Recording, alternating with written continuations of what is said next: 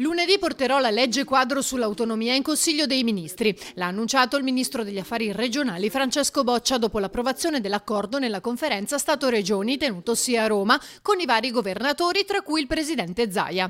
L'intesa potrebbe dunque essere i primi mesi del 2020. Le tempistiche che dà il ministro sono di gennaio-febbraio, quindi all'inizio dell'anno. Penso che sia verosimile che si possa assolutamente firmare un'intesa.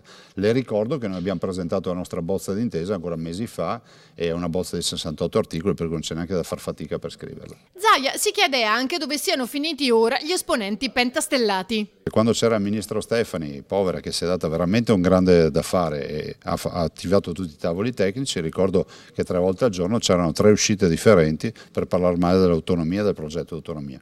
Probabilmente hanno cambiato idea, folgorati sulla via di Damasco. Mentre sono in aumento le richieste da parte di molti altri presidenti di regione. E ormai potremmo dire che 17 regioni su 20 hanno avviato il processo di autonomia o ce l'hanno già come le 5 regioni autonome.